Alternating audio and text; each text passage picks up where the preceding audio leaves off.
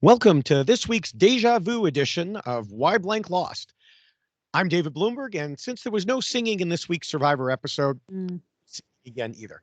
Uh, Plus, I don't want to risk harm to my co-host Jessica Lewis, who almost literally fell out of the podcast last year That because, well, she didn't listen to the lyrics and she wasn't ready.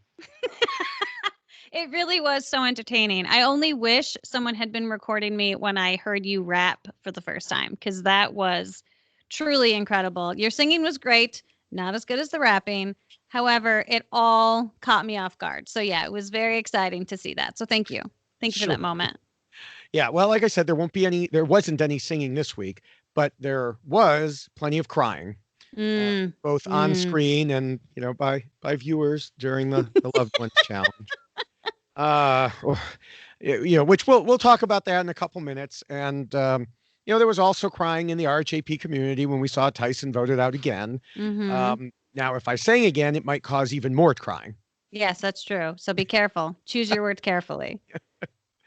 I was going to wear my bandana veil again for Tyson, but since then I've converted it into a face mask for when I go shopping, so I can't do that. My Survivor buff has become my face mask when I go shopping. I feel like those are too thin. Like you No, need you know what you something else. do? You put paper towel in between the buff and your face, and then that's the filter component. Hmm. So that's how it Okay. works. Oh, all right. You could do an instructional video. I could. Anybody out there who has a Survivor buff, just ask, because I was reading stuff online about it, and that was the suggestion, and I was like, hey, that's a really great idea. So that's what I do. All right. Well, the first time Tyson was voted out, you correctly predicted it, and I refused to predict it, even though I was pretty sure it would happen. Yeah, we get to reminisce in that moment that Right. Jessica was right. That's right. But this Good time, stuff.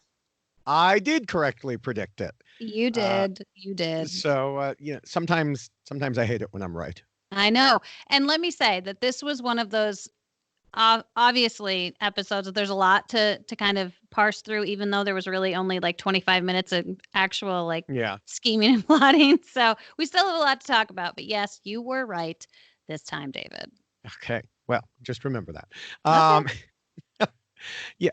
Now we've been through this once already, but just to say it again, even though Tyson is a member of the RHAP family, that doesn't stop us from treating him the same as everyone else. Mhm. So we'll once again compare his game to rules I originally wrote way back after season one, have been modifying ever since, looking at all the non-spoiler information available to us from what we saw on TV, CBS All Access, and social media. The latest version of the rules, of course, is available at robhasawebsite.com/blog/survivor rules, or you can get the shorter and much more colorful version of the rules in poster form Yes. at tinyurl.com/David Rules Poster 2. Now, we announced that just as Rob is donating to Direct Relief, which is an organization that provides protective equipment for doctors and nurses, we are donating the proceeds for every poster we sell in April to the same charity. So again, that's tinyurl.com/David Rules Poster 2. Yes, and you will get it in the smaller version, which is behind me. And they are incredible posters, great quality. The color and print is wonderful. The imagery is so fantastic. Eric did a wonderful job.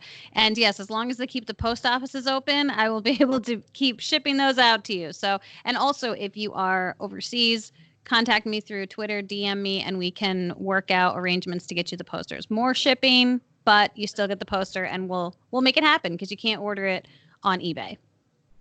If you're international, you can. Exactly. Right. Yes. Now, in addition to the poster, we have mentioned that we now also have another way to get the rules so that you can always have them with you, and that is T-shirt form. Yes. Just go to the merchandise store at robhasawebsite.com or robhasapodcast.com. Go to the merch link near the top. You can either sort the store so new items are first, and these will be right there, or I think the store defaults to best selling when you first open it, and right now we're there. So we have both men's and women's T-shirts available. Excellent. Keep it coming. Yes. All right. Now, as I said a couple minutes ago, before we get to Tyson, we need to discuss the family visits. But before we discuss the family visits, I have some Survivor-related family fun of my own. Okay. Some listeners who saw this on Twitter may know that Michelle set up a Settlers of Catan online quarantine tournament this past week. I was in it, as were my two sons. Uh, Before I saw Sophie's husband, Bobby, on Survivor, I met him via Zoom on Monday when he viciously came from behind and took second place from me, while Josh Canfield from Blood versus Water 2 took first place, and two people moved on from each match. I So like this viciousness. it was My vicious. It goodness. was terrible. It was, um, I also found out in the discussion that we were having that Bobby had lived in my little town here for a couple years, not too long ago, and Sophie herself lived here for part of that time. Jessica, nobody from Survivor is from this town or ever comes to this town. Apparently, there well- was someone from Survivor. Yes, one of my favorite players was here for a significant length of time, and I didn't know. How did that happen? I don't know. That's strange. I mean, is it really that small of a town that you should have Yes. missed her? Well, apparently. Well, that's what I'm saying. Like, my town is very small, but you go to Hannaford and everybody sees you and everybody knows you when you go to Hannaford. So I don't know how you, and that's to purchase food. I know not everybody has a Hannaford, but yeah, I mean, I feel like you would have run into her at least once.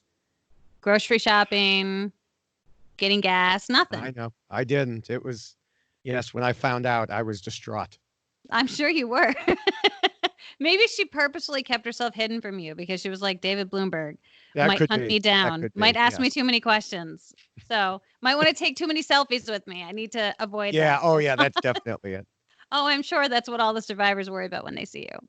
It's going to want a selfie. All right. Well, in this tournament, my son made it to the finals, facing off against Tommy Sheehan and DK Chillin, as well as Bobby, who made it through. In the process, he got to play with Mike Holloway twice, Michelle twice, James, Mama C, and he had a blast with everyone. Tommy ended up winning the tournament, taking it away from DK Chillin. So it was Tommy in first and Dean in second. Where have I heard that before? That seems familiar. Oddly Yeah. familiar. But segment on Survivor itself. This particular one was probably the most meaningful ever to me because we've known these people for so long, and I even know some of the loved ones. I mean, I met Tyson's wife, Rachel, and daughter, Bergen. So people are not going to believe this is coming from me. I was even okay with the Edge segment of the families. What? Wow. See, I have a much different feeling about the family visit episodes. Not because I don't enjoy them. I've always thought that they were really quite sweet. And it's one of those things that everybody who plays the game hopes to have that moment with their loved one. And it still pains me when I see them because I was the person who got booted right before the family visit. And we've talked about this before, but my husband was actually in Fiji at the time that I picked that black rock, and I was not able to see him. Whereas every season since, so from 33, nope, couldn't see your loved one, even though he was actually in Fiji. 34, they changed that rule and let Zeke see his father when he went on that bump, if you will. Right. And so it's still kind of a painful moment for my husband and I when we sit there and watch these episodes because we didn't get even that, hey, you're on the edge of extinction. We're going to let you see your loved one. You know, I was at Ponderosa and sat there for 2 days and didn't get to see him. So that was definitely, that's still painful. It's certainly very painful because you want to have that moment. And he went all the way out to Fiji and spent more time on the planes getting to California than to Fiji than he did an actual Fiji because he just wanted to leave. He was like, I'm going home. I'm going home as soon as I can. If I can't see her, I'm going home because he was distraught as well. So it's tough. It's definitely tough. Yeah. Well, I think clearly what happened was the producers saw how tough it was for you two, and they said, we cannot have this anymore. We're fixing it from here on out. So, Jessica, you're a game changer. I am a game changer because I do wonder if, I don't know if it had anything to do with it, but I actually left tribal council when I found out that they had the loved ones visit, which they had gotten through the entire tribal council. It wasn't mentioned. And then all of a sudden at the very end, Jeff was like, oh, wait a second. The loved ones visit. And he started to talk about it. And then I just lost it. I started crying and I literally got up and I walked out of tribal council. And the producers tried to stop me. And Jeff was like, no, let her go. And I just went and I bawled down at the end of the ramp and just cried for a while. And then I came back when they were doing the voting. But I definitely threw things off a little bit there. And Jeff was kind enough after that was all done. He came over, he gave me a hug, tried to make me feel better, was, apologetic, and confirmed my husband was in Fiji. So there was a lot of, it was sweet that Jeff acknowledged that and took that moment with me, but it was also like a lot to process in that moment. You're like, I am in Fiji, my husband's in Fiji, but we literally cannot see each other. And it really messes with you a little bit at that moment. So I was a little angry that day. Yeah. Well, when he said to let it happen, I'm surprised that didn't make TV then, I know, but for whatever reason, they decided not to. Yeah. So, Yeah. But who knows? But good for the people at the edge that they got to see their Right. families. It was really beautiful to watch. They all have such incredible families, so many young ones, which is really fun to see, and such a great memory to have. And photographs, there's some really incredible still shots of the survivors with their family members, like on the island. And what a great thing to have forever, to have Right. that memory with those children as they grow up, especially for these particular survivors who really this has been such a huge part of their existence for a very, very long time because they are returning players. So to have all of that kind of culminate to a family gathering on the island is pretty special. Pretty epic. Yeah.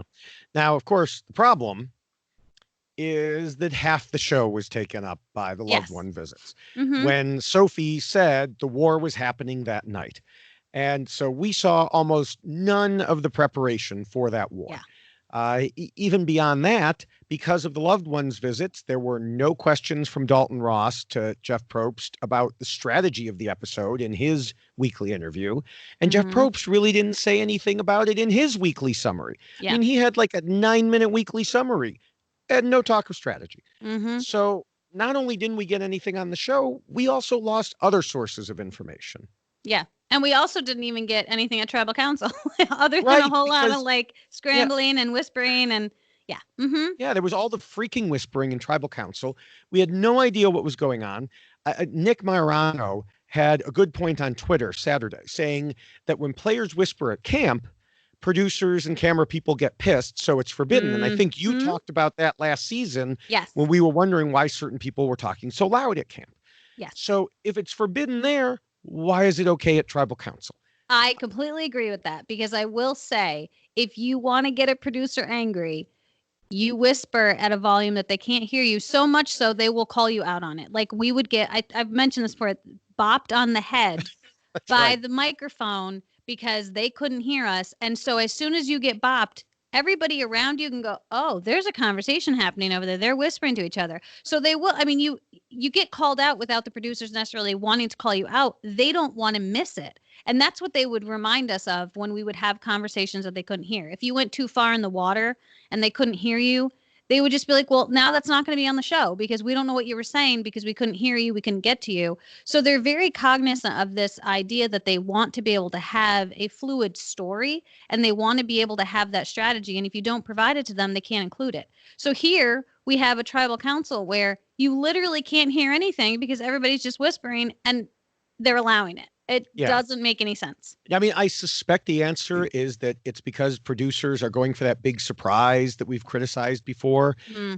Because someone else from the season pointed out, they're all mic'd up. They are mic'd up at tribal council.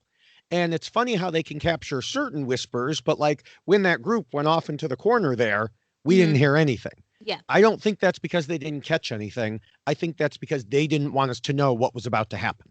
And that's a good point because I do wonder how much of it would necessarily be affected by a group huddle with them all being mic'd up. I don't imagine that it would negatively affect it. But yeah, we certainly didn't hear what was happening in that huddle except maybe one comment about don't tell anybody what we said. Right. Don't tell the viewers either. Nobody should know. That's the key for the producers. They still like this idea of blindsiding the viewers. And it's like, look, we're already here. We're Yeah. 57 minutes into the Right, show. right. We're not going to leave. Yeah. We're invested at this point. We're definitely invested. Yeah. So, all right. Now, one more topic that I want to bring up. And normally I'd feel bad and say, oh, we're taking away the time from the person that we're supposed to be talking about. But, Tyson already had a whole podcast. So he's getting another one here. So I don't feel as bad. But um, I've seen some people saying that Sarah shouldn't have been able to play her steal a vote advantage after Jeremy played his safety without power because she had already said she was good. She had said, oh, okay, Jeff, I'm good. But I don't have any problem with what happened because I played lots of games where this is perfectly fine. In poker, if you say something and then the action changes. So let's say it's not on me, but it's not my turn. But I accidentally think it is and I say something and then the action changes, you're allowed to change what you said. You're not held to it. Right. In other games like Magic the Gathering, there's a card type called an interrupt that you can play after another player has done something. It interrupts them. Or like in the game Munchkin, which is another card game, I can say, okay, you're in a battle. I'm not going to play anything to affect that battle. But then if you play a card that affects that battle, I can now do so in response. It's not a situation where it's like, nope, you already said you're not going to do anything. Well, action has changed. Right. Things have changed and now I want to do something. There are many games like that. And that's how I view this. If Jeremy had said he was good after Sarah said she was good, then I think she should have been stuck, and we'll never know. But once he did something to change the action, I think her options were opened back up again. Well, and the thing is, too, this is Survivor, right? And people say things all the time to try to throw people off or to try to get things to happen. And there are very few rules when it comes to situations like this. I know that Survivor is jam-packed with like how the rock draw is going to go or how an idol has to be played or and there's the written instructions on a lot of the advantages that they're finding, like how specific you can only use this when there's this many players left. So I don't think that there is a rule out there that says who has to go first and the order of operations. And if by saying something you're going to spur another person to utilize their advantage, then why not? Right. This is what Survivor is. It's supposed to be a game of strategy and it's supposed to be a game of kind of not showing your hand. And unfortunately, they both kind of showed their hand at the same time and then wanted to pull it back. But I don't think that she should have been locked into now she can't use it because she said she was good.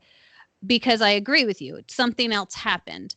And Jeremy initially said he was good. He didn't even say he was good. They both paused and kind of stopped. Yeah. And then they weren't going to do anything.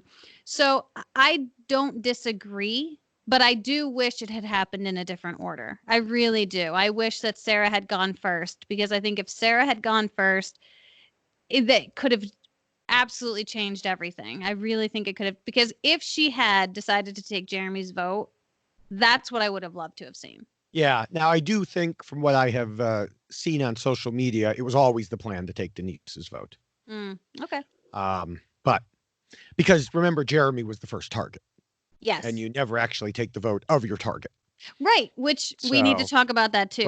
Right. But yeah. So in any case, you were talking about rules. So let's move on to the rules, but different rules. So since returning to the game, Tyson was able to dodge the spotlight and stick around for a few votes here. He would have done it again this time if Jeremy didn't vamoose from Tribal Council. So what made Tyson the next choice? What could he have done about it, if anything? It's time to figure out why Tyson lost again. The first and most important rule talks about the need to scheme and plot. As we detailed in the first podcast this season about Tyson, he certainly knew the importance of this rule and did plenty of it. Heck, he even did it on Edge of Extinction, secretly getting peanut butter and keeping himself stronger than the others. He continued when he got back into the game because the returnee is often the immediate target. So he had to do everything he could to aim people in another direction. Tyson even said he normally didn't like confusion, but he realized if you create enough confusion, people tend to forget about you. And that's just what happened for a couple votes anyway. Yes. And I do think that him coming back into the game, we saw a different type of strategizing. I do think that Tyson realized very early on, the first, time he played, I guess, in this season, that he was at the bottom and he needed to kind of switch things up. And he was managing to switch the target, get it onto somebody else, which was impressive. And that was good for him. He saved himself.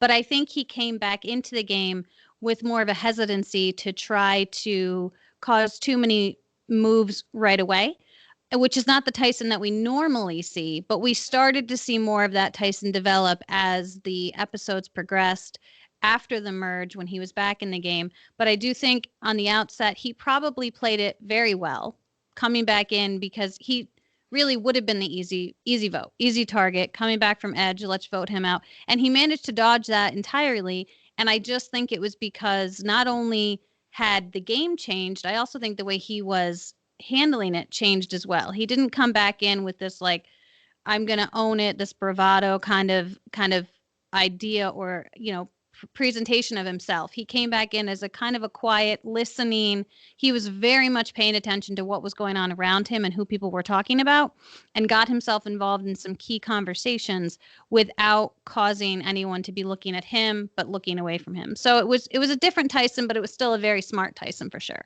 Yeah. And, last time I noted that Tyson was trying to get Tony on board with saving him because the two of them plus others were all big targets who should stick together. This time, well, that was basically still the case. But as I've said so many times before, no matter how many times big threats talk about keeping each other, one of them always makes the first move to get rid of the other. Always. Mm-hmm. Yeah. And I was hoping that these two were going to really kind of stick together.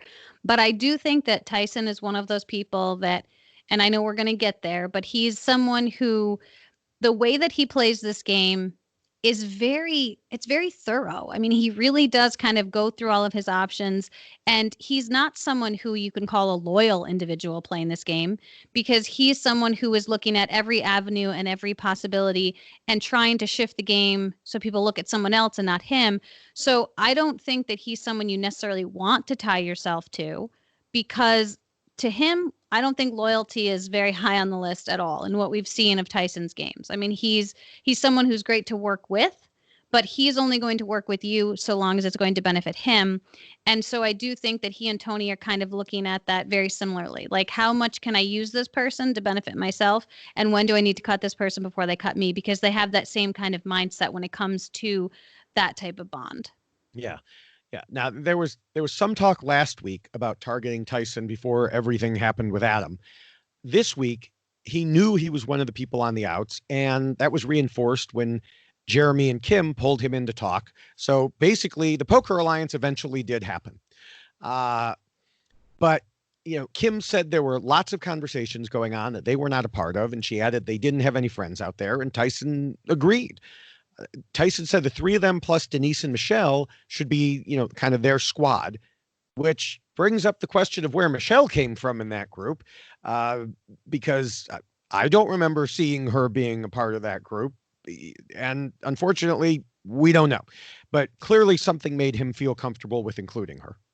Well, but Michelle and Jeremy had been close for a long time. True. Early on in the game. And I don't know what really happened with that relationship. I mean, they don't seem to be as close as they were. Maybe it was just a matter of that's where they were at the time. And so they were the two that kind of came together. But I do feel like a lot of things are kind of breaking and splitting. Denise and Jeremy seemed close, and they don't necessarily seem as close anymore. Same with Michelle and Jeremy.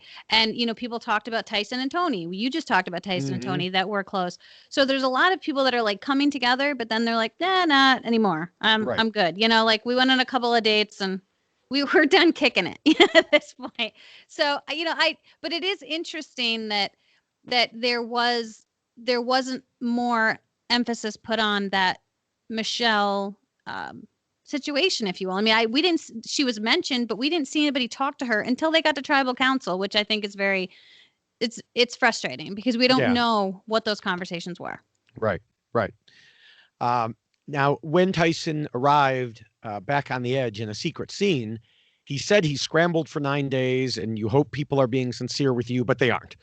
Now, I'm not sure if that was a general statement about everybody or he was specifically talking about Michelle, the person in the group who flipped. I don't know. I mean, because that whole flipping thing too, I think is very odd that she ended up flipping and voting for Tyson because I could be wrong about Well, this. yeah, well, okay, go ahead. I was going to say, Well, we'll get to that. all Plenty right. of Well, that in we Appendix can A there. we can certainly hold off on that Okay. then. But I do think that Tyson was probably frustrated at that moment because he was the individual that ended up being voted for it. I don't know if maybe some of that was animosity towards Jeremy as well, because Jeremy didn't tell him he wasn't going to leave, but I think probably gave him some assurances that he would stay because they needed those 5 people to vote. So I think that perhaps he was maybe a little bit frustrated with Jeremy as well because Jeremy took off and then all of a sudden the votes are on Tyson. Yeah. Yeah. Well, as Tyson said on Twitter, I'm not upset, just disappointed. Exactly. Any parent knows that one, and any kid knows that one. So, Oh, that's the worst thing for a parent to Yes. say. Yes, Yes. 100%. Mm-hmm. So, yeah. So I would, wrap this up by saying, last time Tyson was basically out schemed by Ewell. This time he was out schemed or just plain outnumbered by Sophie and company. Mm-hmm. Yeah, your girl really took control there. Yes, literally. Let's go over here and do this. Okay. Yes.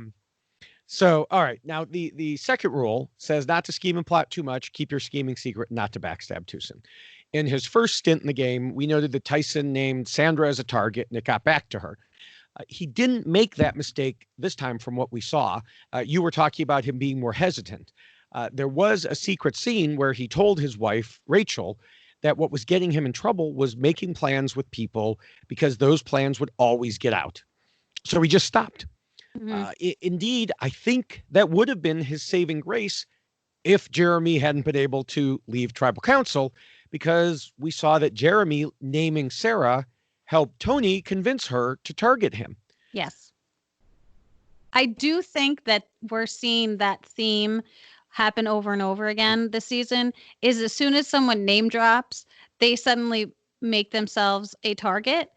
And that is where I think a lot of the hesitancy is coming from. And Tyson obviously explained where his is coming from because there's no one's keeping anyone's secrets either. If you tell somebody something, don't be assured that they aren't going to run and tell somebody else what you just told them. And so I do think that Tyson learned that I can't name drop anymore. He did name drop someone else. I think it was last week when he was the one that was talking about Adam, but he got the focus on Adam, but not like we need to vote Adam out. It was just like, hey, Adam's really able to like pull people together and kind of giving people an idea that maybe we should focus on Adam. So he was approaching it a little bit differently, which I think was good. So it wasn't him making the plans. It was kind of planting that seed. And I do think that that was something he learned because of the first time he got himself voted out. For sure. I also think there's a difference between making plans and just taking action. Making plans is like all getting together. Okay, this is what we're going to do. Whereas what Tyson did to Adam basically was he flipped everything around like just before tribal council, it seemed. Mm-hmm. Yeah. And caused some serious chaos. Right. But, other than that, I would say Tyson didn't do too much scheming, more like just enough to keep the target off himself until the target disappeared from tribal council and left him kind of holding the bag. Mm-hmm. Yeah, I agree. So, all right, the third rule talks about being flexible. Tyson showed his flexibility in his first time earlier this season, and then came back with even more because he knew he needed to do whatever it took to survive. In the chaotic Adam boot episode we were just talking about, we saw Tyson talking to a wide variety of people. So he was willing to work with all of them if they were willing to work with him. And it just seems that without Adam there to draw the attention, this week things slipped back into like a more normal situation. Yeah, I agree, because I do think that he's someone who thrives on having that chaos around him. He's very good at figuring out where people are and kind of, I think like kind of like turning the screw a little bit, when people are talking, like making them think through to get to a plan. I think he's very good at that, the way that he approaches this game.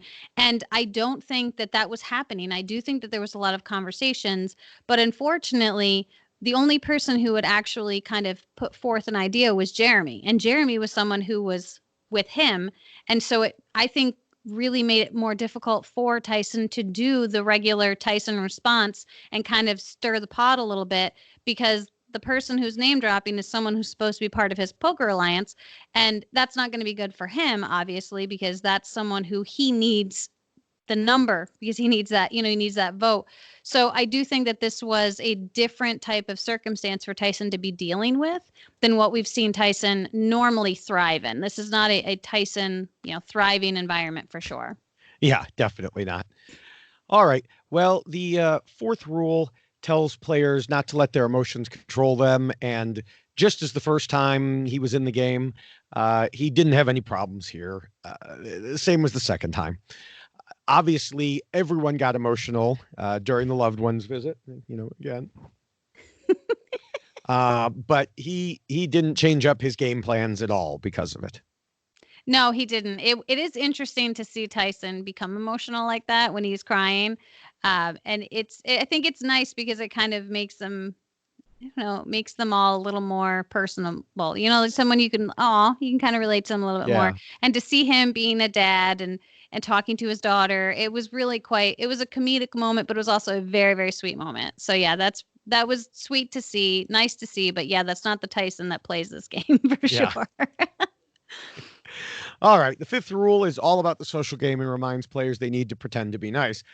While we didn't see a whole lot of Tyson since his return, we certainly didn't see anything suggesting he had a problem here. Yeah, no, I think that Tyson has always been someone who's very personable out there and someone that people can talk to. But I also do think that he's someone that, like Jeff talked about him in a pregame interview, that maniacal and unpredictable, which is not to make him seem not nice, but it's someone that I think can have difficulties connecting with people, because if they think you're unpredictable, they might not want to work with you. But Tyson, I don't think ever let that affect his social game. That was more of his strategic game, but he's someone you can't help but laugh at and feel like is just a really enjoyable person to be around. But you have to always be mindful that he is continuing to scheme and plot while making you smile and laugh at the same time. Yeah. All right. The sixth rule warns against being too much of a threat. When Tony and Sarah were talking about who to target, Sarah wanted to get rid of Kim due to her threat level, and Tony insisted on Tyson.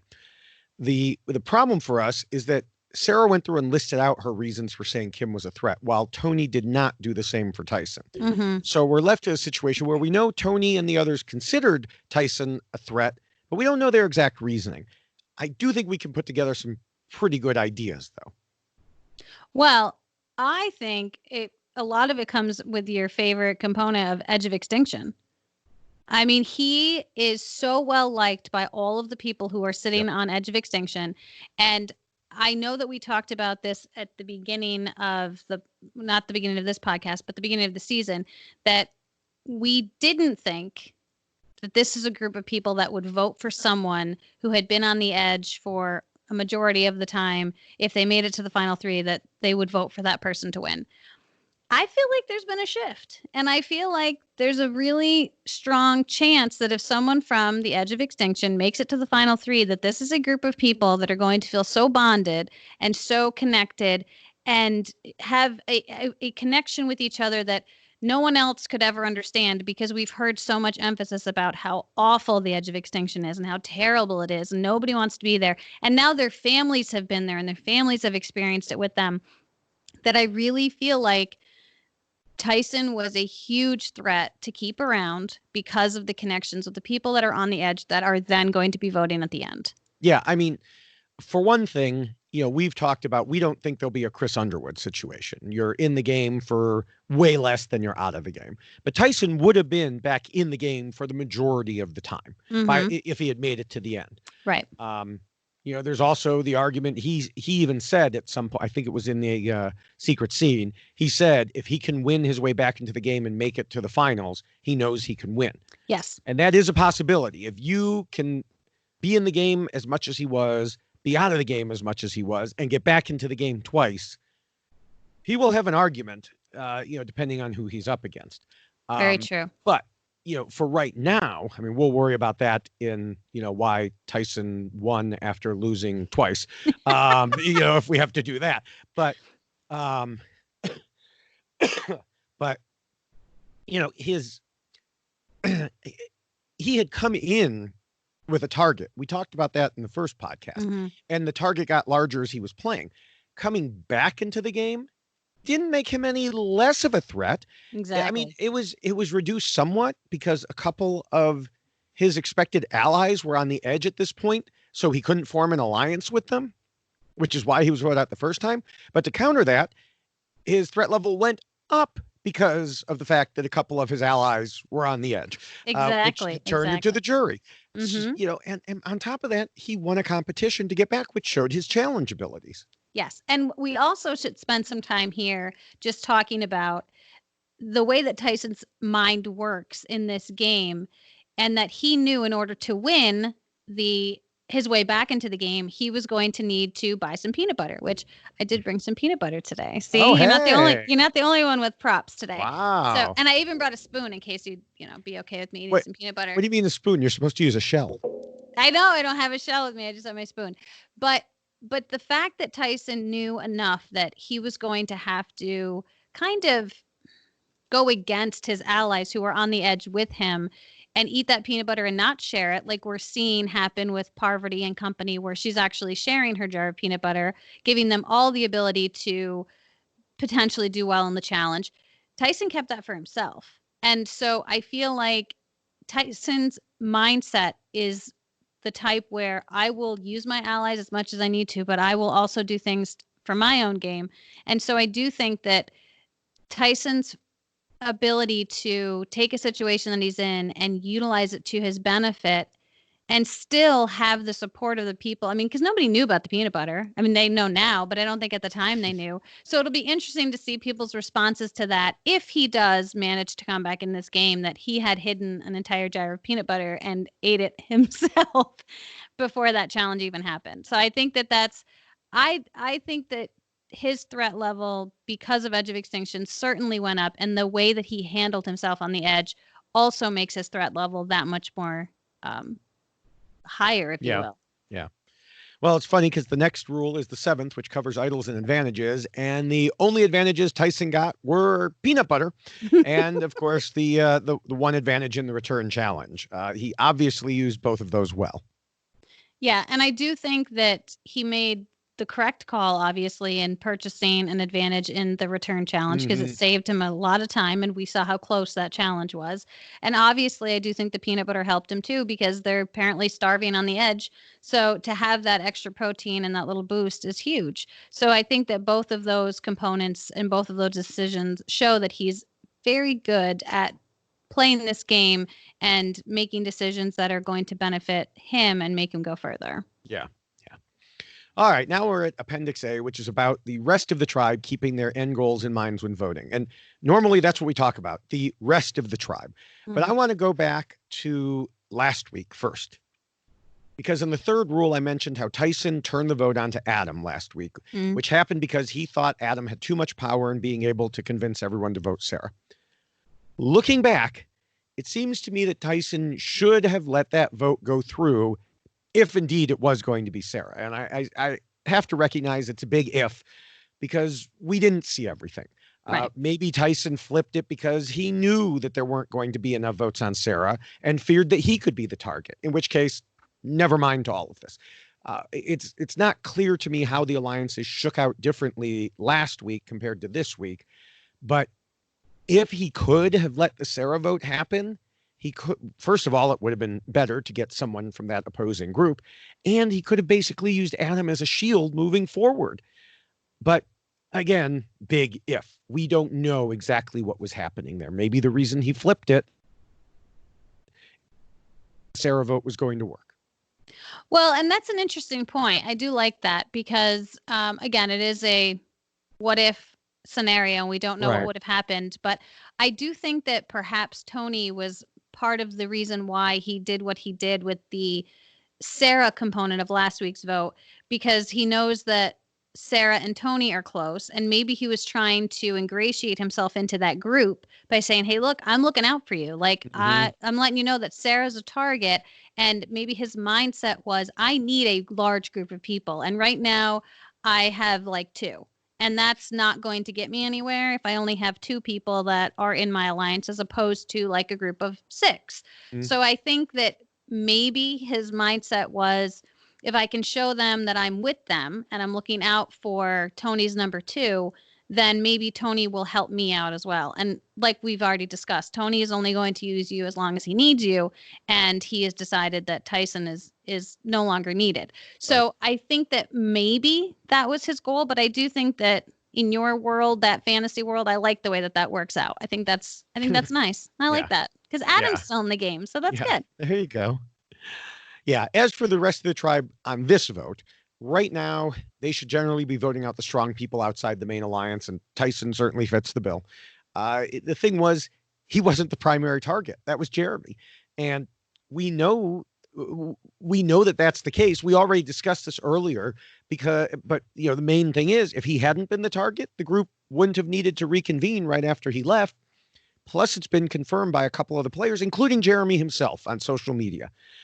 So Jeremy absolutely had the right read on the situation, and he was correct to abandon ship.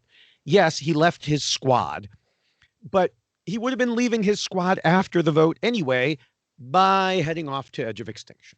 Exactly. And listen, as someone who has been in that exact circumstance where it's a 5-5, if I had had anything that I could have used to protect me like this, I would have. And I still kick myself because I did have the legacy advantage in my bag and wasn't in the correct mindset to think, hey, I could bargain this and maybe get someone's vote, because 30 days in, you're not thinking like that anymore. Your brain does not work as fast as you want it to. But I do think that obviously this is the last time Jeremy can use it, but also I don't think that anybody can really fault him for making that decision, because if he hadn't used it, then what's the discussion going to be? Everyone's going to be saying, oh, why didn't Jeremy use his advantage? He had this advantage. He could have left and he didn't go. And I really do feel like in this day and age, with the way that Survivor is being played, and I tweeted about this, loyalty will only take you so far.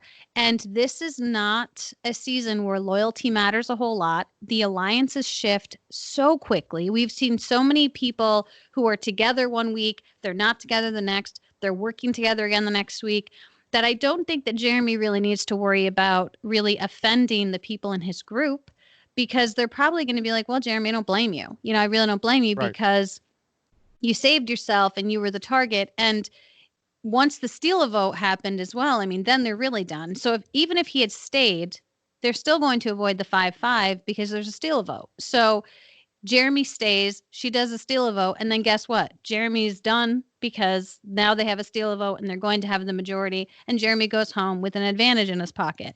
So I don't fault him for 1 second. This is not a game about loyalty. This is a game about $2 million. And if you have an opportunity to save yourself, take it. Take it in a second. If he had not taken it, the number of times that his clip of "these guys are so dumb," the number of times that would have been played aimed at him, I can't even count that high. So he definitely made the right move there. Now, after Jeremy left, we saw the main alliance gather up and decide what to do. I was originally thinking that Tyson must have been the secondary target who was already under discussion, because otherwise I didn't know how Michelle would have known to vote for him. But then I heard from RHAP patrons, Mike and Justin, about Nick doing a Twitch stream while playing a computer game. And no, it wasn't the Catan tournament. I was not there. I heard about this secondhand. Now, during that stream, Nick said he thinks Sarah told Michelle. And, my first thought was, when could Sarah have told her? I went back through the tribal council. I had actually done this before I heard about the Twitch stream, and specifically watched Michelle to see if there was any sign I could see of how she knew to vote Tyson. And, I was trying to interpret every little look that she gave.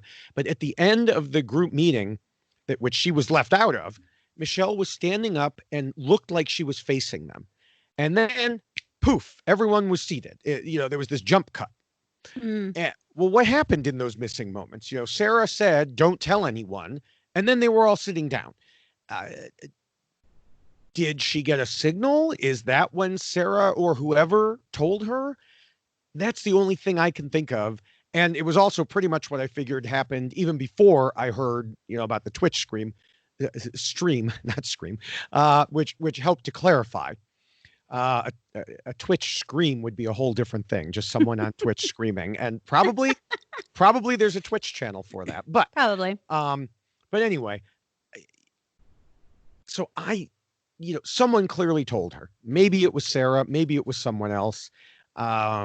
Someone must have signaled to her. Well, this is what I'm trying to figure out too, though, and I mentioned this previously, and you said we were going to get there. So how much time did Kim and company spend with Michelle? Because I thought it was very interesting that tribal council begins and immediately Kim is in Michelle's ear. Oh, yeah. Like immediately. And it's one of those situations where there was no reason for it. And Jeff even asked Kim about it. And she's like, well, because you don't always know where people are at. And if you walk in and you know that it's 5-5, at least it's supposed to be 5-5. At what point was Michelle spoken to? And who was Michelle spoken to? We didn't see any clips of Michelle being talked to by either group before they went to tribal council. So there's a very real possibility that Michelle walked into that tribal council having had conversations with Sarah or Sophie, and maybe Tyson was the backup vote. Just in case someone plays an idol, we want to have a backup. So Tyson's going to be the backup. So Michelle, you vote for Tyson, and this person, and maybe they didn't tell Michelle who the other person was going to be, but that's how the split. She was the one that was going to vote for Tyson. And then when she gets into tribal council, suddenly she's excluded from that group. I don't know why, but maybe there was a reason for it. And then but prior to that, she's being spoken to by Kim, and Kim is in her ear. So I don't know if it was just a matter of Michelle being really confused as to what the hell was going on, because she walked in thinking, I'm voting for Tyson because I'm part of this group, but then they're excluding me, and Kim is whispering in my ear. Did you see her when she voted? She was like, she really kind of just put it out like, so, it might have just been one of those situations where she was just as confused as all of us were. And that was the only real name that she had been given outside of tribal council, because we've said how many times tribal council is never live. People don't change their votes, right? That's what we've talked about. In this case, they had to, because Jeremy disappeared. Exactly. And so, but maybe she's going into it with this mindset that maybe she was never told Jeremy's name, because if she and Jeremy were close, which they appeared to be, maybe no one ever said to Michelle, Jeremy is the target. Tyson's the backup. Yeah, it's a very good point. See, I like it when I get that from you. So I'm curious if maybe that's what happened. I'll write it down on your scorecard. Yes, I get another one. Okay. Oh, just one.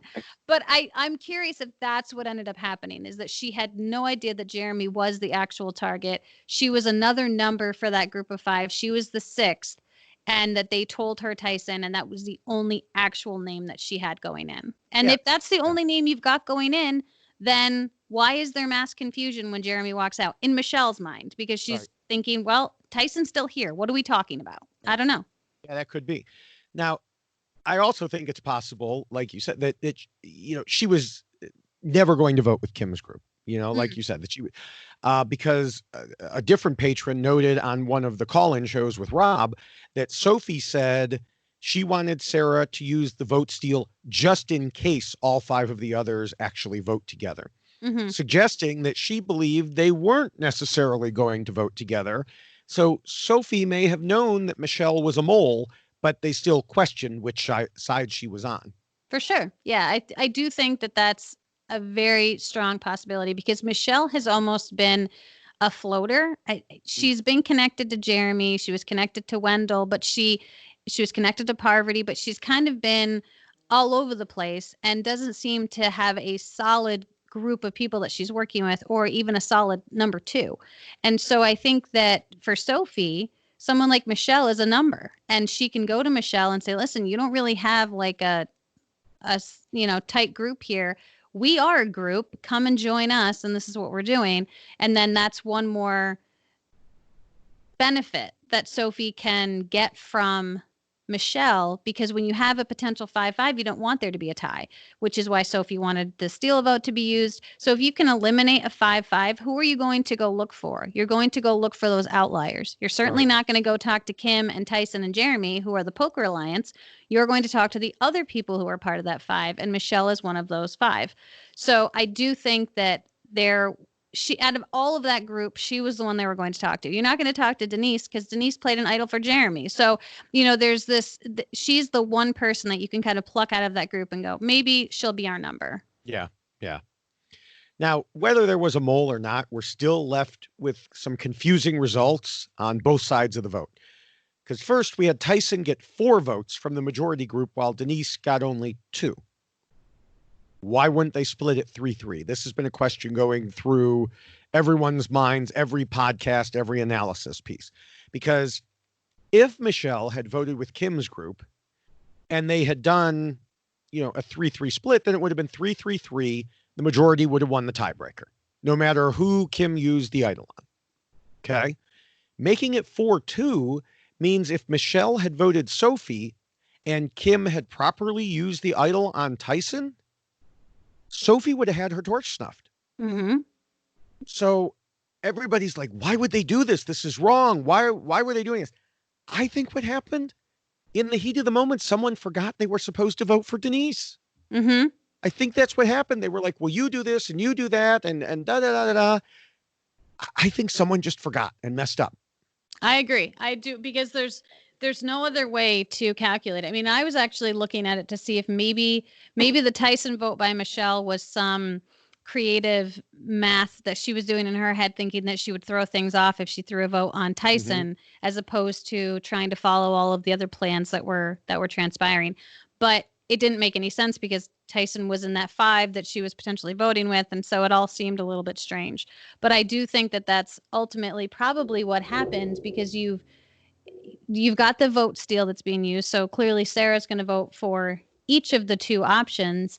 But I do think someone just probably got confused. I mean, if you just look at who voted for who, someone probably just wrote the wrong name down. That there was some, like you vote for this person, you vote for that person, and someone. I mean, you're in a little group, you're talking, people are going to get confused. So I'm sure that's probably what happened. Yeah. Now, there is also another question on the other side, and that is why Kim played the idol on Denise. Because if the majority had played it right, there was no way Kim's side could win the vote. And Kim should have been smart enough to know that. So the choices should have been either don't use the idol if you're damn sure you're safe, or use it on yourself if you're not 100% certain. I don't know how she could have been 100% certain given Jeremy's disappearing act and the change on the fly. But even if she was, using it on Denise was the wrong thing to do. Well, but here's another thought too, though. If you kind of look at what information do people know, Sophie knows that Kim has an idol, right? So she's going to be mindful of that. And in that type of situation, I think Sophie is smart enough to realize that if it is so chaotic and you have an idol, you're going to play it on yourself just because you're going to pull a Jeremy move kind of thing. Like if I can protect myself amongst this chaos, that's what I'm going to do. So I think that perhaps that was the read, is that we don't want to vote at Kim because Kim has an idol, and Kim will likely play it for herself just because this is a lot of chaos. There's a lot of whispering. And that might have also been part of the show. Let's throw Kim off and make Kim think that, potentially, we don't know who the target's going to be. When really all along, we know who it's going to be. Just to get her to play the idol. She'll play it on herself, but there will be no votes on Kim. And then the other problem I have with Kim choosing to use it on Denise is the steal a vote, because that had already happened. So you'd already had Denise's vote stolen. And you don't want to use the idol on the person whose vote is stolen, because if you end up in a situation, like, they're not going to want to take Denise's vote if Denise is the target, because if you end up in a tie situation and if Denise is part of that tie, you don't get Denise's vote anymore. So you lose that second vote. So it would have been silly for them to be stealing her vote, but then planning to vote her out because you want her vote to count. You want to be able to utilize that if we get into a tie situation. And so, but again, I don't know, would you lose that extra vote if all of a sudden Denise is the other half of the tie? That's Yes. interesting. You Yes. would. Okay. So it seems like there was, I understand the idea that Kim not use it on herself if she was aware that Sophie knows I have an idol and Sophie might be thinking that I want to play it for myself. And Kim was very aware of I need to play it on the right person. But I mean, I do think that the steal a vote might have shown their hand that Denise wasn't going to be the target. And so maybe the idol should have been played for somebody else. Well, but it goes back to if they had played it right, which she couldn't have expected them to mess up the numbers. For sure. So if they had played it right, someone from Kim's alliance was always going to go. There was no other option. They were splitting the vote. Whoever had the idol was safe. Whoever didn't was not. Oh, I see. Mm-hmm. So why use it at all? If you're 100% certain that you're not the target, then there's no reason to use it at all because it does not help you. One of your allies is going home. You are simply choosing which of them. Right. But also, Kim might have been thinking they aren't going to be splitting the votes. I mean, it in that moment when there's so many things happening and there's so many computations going on in your head as to what could happen if this person is gone now, Jeremy's gone, and so we have to kind of reconfigure. And I think that Kim probably was blinded by the idea of having to play that idol because she talked about it a lot. Yeah. We saw it in multiple conversations that she was going to play the idol. She told Denise, I'm not playing it on myself. I'm going to play it on somebody else. So I think she kind of locked herself into this idea that I'm going to play this idol regardless of what transpires without actually going through that computation that if I play it and it ends up in a tie, then one of my people is going home anyway, because I think she probably just assumed I'm playing the idol and they're all going to vote for one person. So I have to pick the right person. Who are they going to put all their votes on? And not thinking that they were going to split the vote. Because I honestly was wondering, well, why is Sarah even using the steal a vote, knowing that Jeremy is now gone? And that probably should have given Kim some indication that they were going to split the vote because there's no reason for her to do a steal a vote at that point. Exactly. Absolutely none. And so that should have been a trigger for Kim to say, well, wait a second, that's silly. So that means they're splitting the vote. So I don't need to use my idol. But again, you're 24 days in at that point. Your brain is not working as fast as you would probably like it to. And that might not have been what Kim was thinking in that very moment. It helps when you're sitting on the couch eating, peanut butter. You're thinking much more clear. Yeah. All right. Well, it's about time to wrap things up. So why don't you go ahead and let us know your final thoughts? Well, we've done this once before, right? Yes. I should have just played what I said before about Tyson. But I do think that the same applies. Tyson is someone who, going into this game, was thought to be a huge threat to win.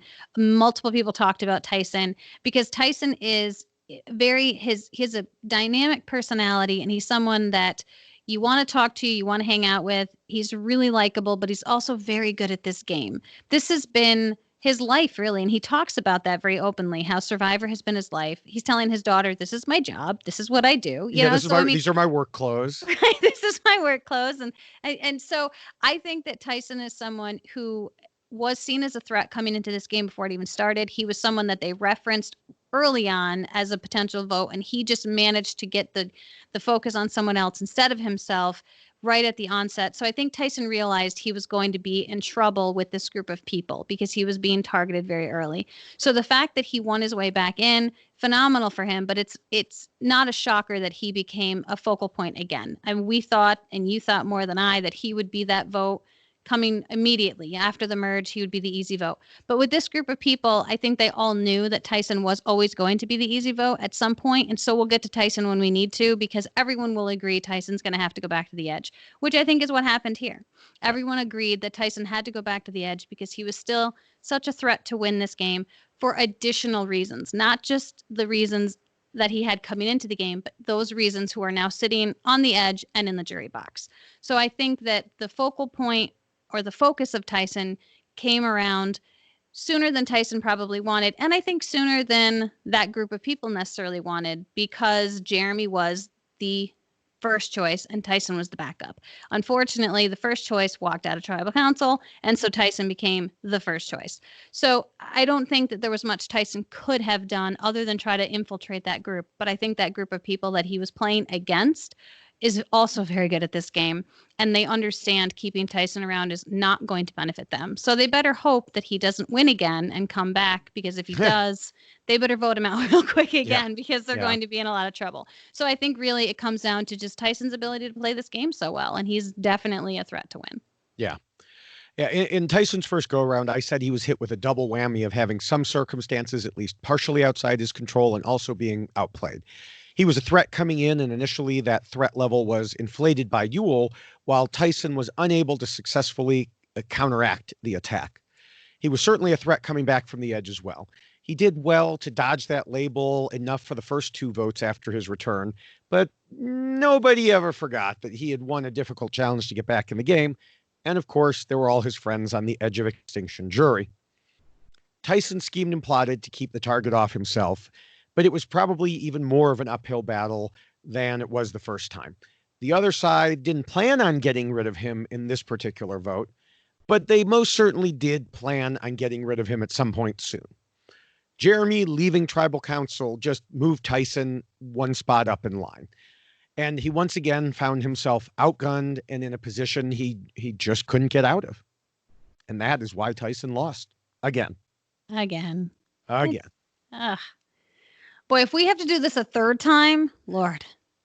Like if he comes back and then gets voted out again. My goodness. Well, if that happens, it'll be part of the whole why blank won and these other people lost. Again, that's true. Whatever. That's true. But, that is true. Yeah. All right, before we get to our predictions, I want to remind everyone that the rules we just discussed are now available in both poster and, hold on, let me get my prop ready, t-shirt form. For the shirt, go to RHAPup.com or RHAPhasapodcast.com and click on the merch link. Then look at the newer items first. For the poster, go to tinyurl.com/DavidRulesPoster2. And remember that we'll be donating the proceeds of every poster we sell this month. Yes, and we've been doing quite well with that. So thank you to everyone who has purchased one thus far. It'll be wonderful to send that money along and keep ordering the good stuff. All right. Predictions. Yes. Earlier I mentioned that no matter how many times big threats talk about keeping each other, one of them always makes the first move to get rid of the others. Mm-hmm. And then the domino effect hits, knocking out one big threat after another. Yep. In theory, this would mean somebody like Tony would be the next to go. And the preview had Tony playing double agent, running around like Tony. Clearly we are meant to believe he's next. But I think you know where I'm going here. Nah, he's not. Yes. Under Hubicki's law, he's got to be safe. Yeah. Mm-hmm. I agree. So Tony also tells Jeremy that everyone is gunning for him, which makes me think Jeremy is safe as well. Though, considering he was the primary target this time, about the only way I can think of that Jeremy would be safe is if Jeremy wins immunity. Mm-hmm. Well, is that who you're saying is going to go? No, because I think he's going to win immunity. Okay, all right. I like that. So I want to get my peanut butter ready. Yeah. So it comes down to who isn't safe. Mm-hmm. Well, there's the woman who used her immunity idol, and we spent a long time discussing whether she should have. Yeah. And she was being talked about by Sarah as being a big threat, and Sarah was very unhappy that no one would listen to her. Yeah, that would be Kim. With all of that in mind, I'm predicting Kim gets voted out next. That's interesting. I had a much different thought going into all of this, because I don't think that's a bad theory. But again, this is a game that everything seems to be shifting a lot very quickly. And I find it fascinating that the Sarah-Sophie duo has lasted as long as they have. And I think after last week's tribal council, people might be looking at those two going, wait a second, because what did Sophie kind of turn into at that tribal council? A boss. Exactly. She was like, let's go talk over there. And so I do think that there might be some eyes kind of looking in that direction, not only because that Sophie did that, but also Sophie has an idol. Sarah knows that Sophie has an idol. And I think Sarah is the type of person who we've seen before. She'll cut her friends. You better not be going where I think you're going here. I might be going where you don't want me to be going, because Sarah, what they have been talking about this throughout this season, about the type of game that Sarah played in Game Changers, and she really is willing to cut you. She's willing to cut her friends. And although she has this connection to Sophie, she and Tony seem to be more close than she and Sophie in parts of this game. But it does sound like she's trying to keep Tony out of this. Don't tell Tony this, as far as Tony's concerned, this is what we're doing. But I really do think that there's going to be some wrangling occurring, and that people are going to be targeting Sophie. I think that, and I love Sophie, but I do think that she has made it very far in this game, playing a very incredible game. But I think she just shined that light on herself that we talk about so often, and how she kind of took control at that tribal council. And I don't put it past Sarah to be like, we got to get rid of her now while we still have a chance. I don't know. And she can use Kim as a vote to potentially get there. She could use Denise as a vote to get there. And Jeremy, it's possible. Well, Sarah better not do that, or she's off my list. Not sure what list it is, but she's off. I was going to say, what does this list consist of? I don't know. So that's my thought. Okay. All right. So Kim or Sophie? It'll be, all right. We'll see. So as we wrap up, I want to encourage people to check out the RHAP patron program at RHAPhasawebsite.com/patron. As we know, Rob is, for every patron who joins now, he's donating their April subscription to Direct Relief, and he is matching that donation. He's already sent in, I don't even know how much money. I've lost track of how much money. It's a lot. It's a lot. So if you've been thinking about joining, now is definitely the time. Once you join, you'll see that Rob does, at least 9 patron-only call-in shows a month, plus a weekly question and answer show with his wife, Nicole. There are several shows that have been live streaming to the patrons, and there are discounts and first access to live show tickets when we can all leave our house again. So I'm wearing this. I don't know if you noticed that. Yes. Mm-hmm. It's the Philadelphia shirt, because Philadelphia Know It All's Live was almost exactly a year ago. It happened, year anniversary was this week. Mm-hmm. We had a blast there. It was a great time. Good time. Yeah. Again, when there are discounts and first access when those things happen. In the meantime, there's the Facebook group to keep you occupied with a great community of people, including both of us. And you talk about Survivor, upcoming Amazing Race, which is going to be starting at the end of the Survivor season, or just life in general. Remember to go to RHAPhasawebsite.com/patron. And once you get to the Facebook groups, make sure to say hello to both of us. You absolutely should. It is a wonderful community, wonderful group of people, and a true group of people that love these television shows. And if you really want to be able to talk to them about all the things that you love, then this is the group to join. And also the benefits for becoming a patron really are huge, because I think at most of the shows that Rob does, I'm pretty sure the patrons just buy all the tickets, and nobody else gets to go. Yes. So if you want a chance to go there and, meet survivors or meet other people who are doing podcasting, or just meet the community, this is the way to do it. It's a great opportunity. You should also follow us on Twitter. I am at Jessica Lewis 89, and David is at David Bloomberg. And you should follow both of us to get both sides of the conversation.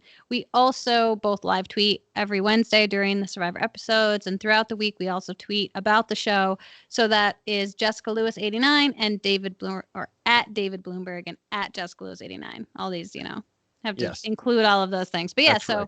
Follow us on Twitter as well. All right, we need a hashtag, and I did not think of anything until I saw your peanut butter, and so I think peanut butter scheming. Peanut butter again. Yeah. But yes, I think that's that was his scheming. Yes, peanut So butter either scheme. peanut butter scheming or PB scheming, one of the two. Yeah, I think that's good. I like that. That's good. All right. And of course, there's a hashtag for this podcast overall, which is YXLost. Make sure you're subscribed, everybody, to all of the RHAP Survivor podcasts at robhasapodcast.com/survivor, or just go to your favorite podcatcher on your phone. We are also on the reality TV RHAPups feed. In both places, you can find great content like the Know-It-Alls, the Wiggle Room, the B&B, This Week in Survivor, and much more. There are so many great things out there, and we need to say thank you so much to Scott St. Pierre for doing all of the editing on this Why Blank Lost podcast, both the video and audio. So you have some options now. You can either see us or just listen to us if you don't want to see us. But thank you, Scott, for all the wonderful editing you do on that. And also thanks to Will from America for the theme song that you only hear on the audio version. But thank you. That is a wonderful song. And unfortunately, we don't have David Bloomberg singing this week, so there's no replacement. However, it is a great tune. So that is on the audio version. So thank you, Will, for that. And thanks, David, for another episode and for doing this again about Tyson. Yes. Well, we'll see if we have to do anything a third time, but for now, this should wrap it up for him. But yes, thank you for another great week, and we will see everyone in a week. Yes, and I'm going to eat some peanut butter now. You're going to eat some peanut butter now? My God. Oh, it smells so good. I've been waiting to eat it, so I'll eat some peanut butter. All right. Okay. Now I threw you off. Right. It's time to peanut butter. That's right. All right. All right. Bye.